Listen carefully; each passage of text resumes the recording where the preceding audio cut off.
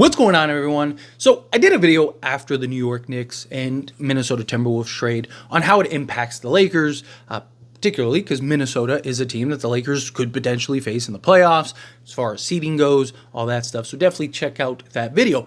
But also, the Lakers' first game of the season is against Minnesota. Their first game at home is against Minnie. And it's a big game, right? You want to start the season off in a good place. The Lakers' starting schedule is tough. Their first 10 games are rough, right? This is a team that can't afford to get off to a slow start, particularly in the Western Conference. You can't run that risk of starting 2-10 or something like that again. Again, the Lakers won 47 games last season and still were a play-in team. All because of losing 10 out of 13 games. And the Lakers, towards the back end of the season, were top 3 to 5 in the league overall, right? It's one of those things where, record-wise, that is. It was one of those things where it's just no matter what, the Lakers got in this little hole that most seasons, on most occasions, wouldn't really matter. You get to 47 games, usually a top 5 seed. If the Lakers win, 5 of those 10 games that they lost, they're a top 4 seed last year, but that was the difference. And lo and behold, they were a play-in team.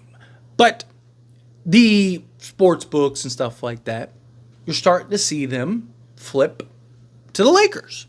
And originally, the Lakers were an underdog. And now you're starting to see them at even money. And in some cases, even favored at 1.5. Now, some people might look at it and go, who cares about sports books? If you're somebody that partakes in the sports book betting, well then, let me tell you, sports books are pretty right more times than not. But it's not just the sports books. It's the impact of not only the trade, but also Julius Randle. So Julius Randle is not expected to be ready. He's still rehabbing from his injury, I believe his shoulder last season. He's expected to miss training camp. He's expected to miss preseason and kind of questionable on whether he will start the regular season or not.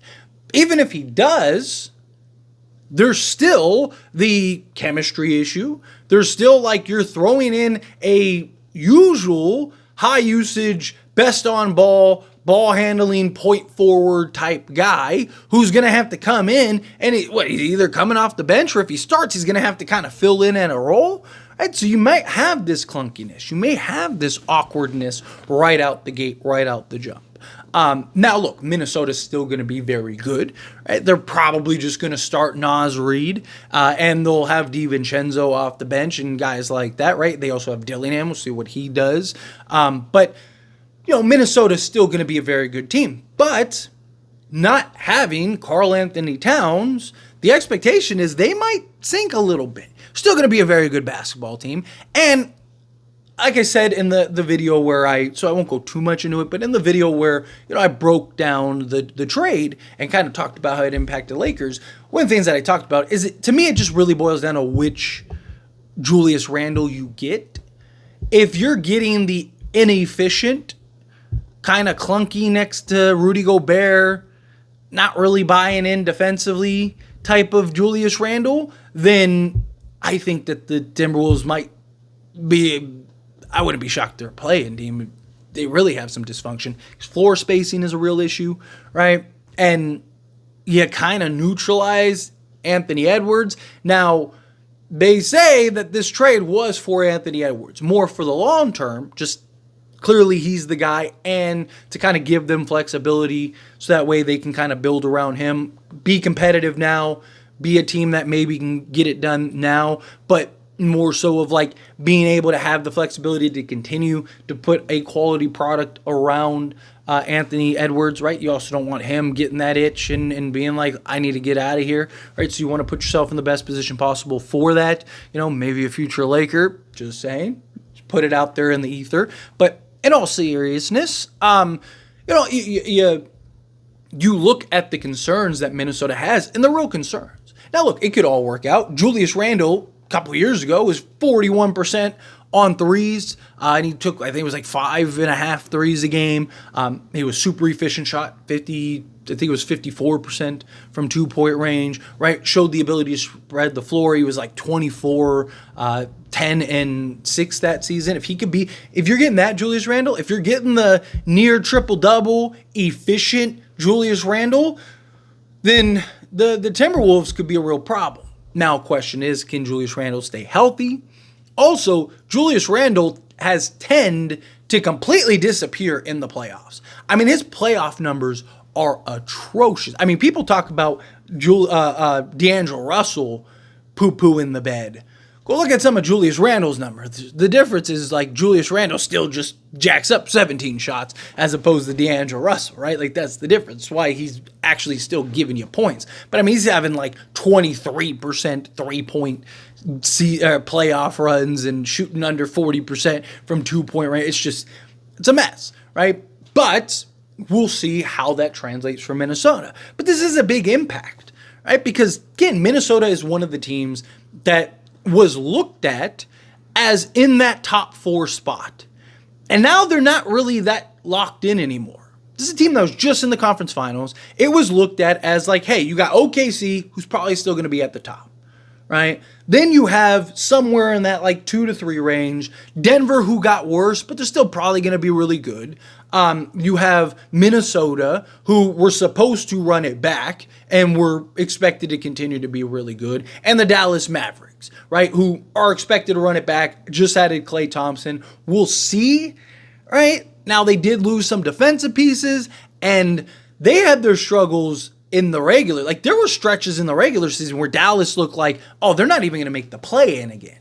Right? Like, and then all of a sudden they just got the right trades, PJ Washington, Daniel Gafford, and they were able to kind of get the ball rolling. So there are still questions even with Dallas. And Dallas got to the finals on the back of their defense. They didn't get to the finals on just their offense and firepower. They got on the defense with, Derrick Jones Jr. and guys like that, right? So Klay Thompson, he hasn't really been the defender he once was. And he's not the athlete that Derrick Jones Jr. is. So definitely some concerns, definitely some questions there. So again, I said this going into this training camp season, made videos about it.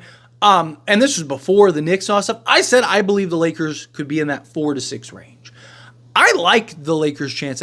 I think it's possible they're in that like 2 to 5 range now. Like seriously, if JJ Redick is already identified. Now, we'll see if he can actually change it, because identifying and actually correcting are 2 very different things. But he's already identified all of the issues the Lakers had last year. Everything we talked about on this channel, right? I've talked about it. It's just been such a breath of fresh air. I mean, even from an individual player standpoint, the way he was talking about Rui, it was just like, thank you. I'm so glad we finally have a guy that understands. Look, I'm just a guy. I say it all the time. I'm not some expert. I'm not some guru. I'm not some insider. I am just a fan like the rest of us, right? Just a guy that is blessed enough to have people that want to listen to him talk basketball. And I'm very blessed and very thankful to be in this position. But if I can identify the issues, and I can see, and many of you as well, right? Can't take all the credit. There are plenty of you that same thing, talking our live streams and stuff, and we're just like racking our brains on like, how is this a real thing?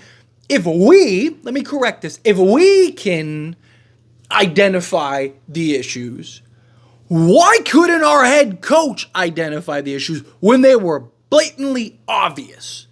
Well, JJ Redick has clearly identified the issues. JJ Redick has a belief. So I've talked about this.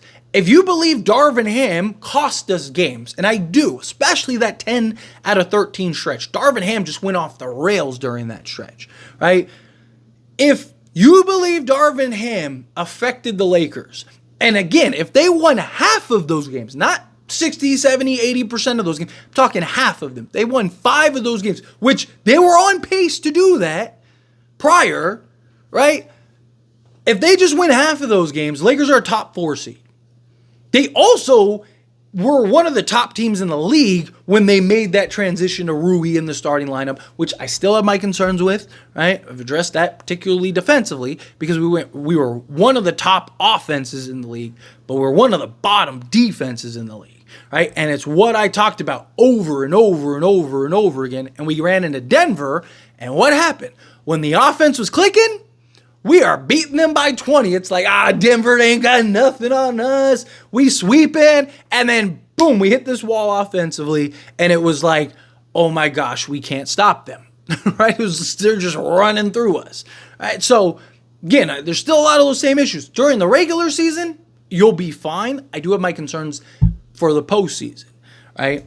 Postseason is like you get the certain matchups. It's like, but I do think that the Lakers are in a really good position to potentially kind of sneak into that, let's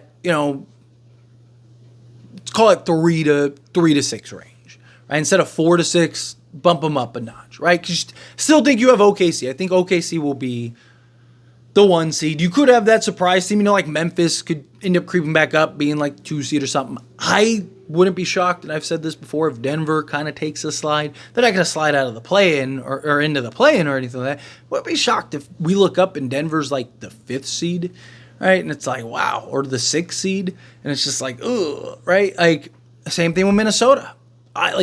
If you had a time machine and you came back and you were like, hey, Tyler, the Timberwolves were a play-in team this year, I honestly wouldn't be surprised. Again, because depending on what Julius Randle you get, it could be a mess. It could be clunky. And they're really counting on Naz Reid to continue to perform the way that he has performed. Not saying that he won't, right?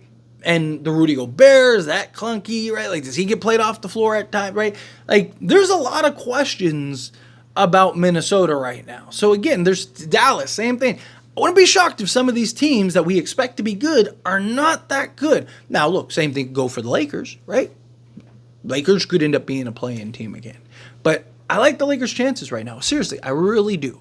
But anyway, as always, this is a discussion, and I pass the question to you. Let me know your thoughts and opinions down in the comments below. What do you think? How do you feel with your thoughts? Do you think, yes, Lakers should be favored in this game against Minnesota, right? No Julius Randle, or potentially no Julius Randle. Let me correct that. Potentially no Julius Randle. And 2, Minnesota, they have to figure some stuff out, right? They're not just going to be, there's probably going to be a little bit of a learning curve. So yes, the Lakers should be favored. Do you think no, right? Minnesota's still better than the Lakers, should still beat the Lakers.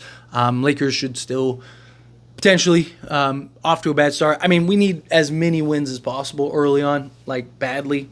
I'd love for us to just get off to a good start, right? And we haven't won an opening night game since 2016? I think off the top of my head. I think it's like 2016. I think 2016 is right. So, but let me know how you feel down in the comments below. That being said, if you haven't liked this video, hit that like button. Helps me out. We enjoy these types of videos, and I truly appreciate it. Not subscribe channel, hit that subscribe button. Turn on the bell notifications. Appreciate y'all. See you in the next one. Thank you.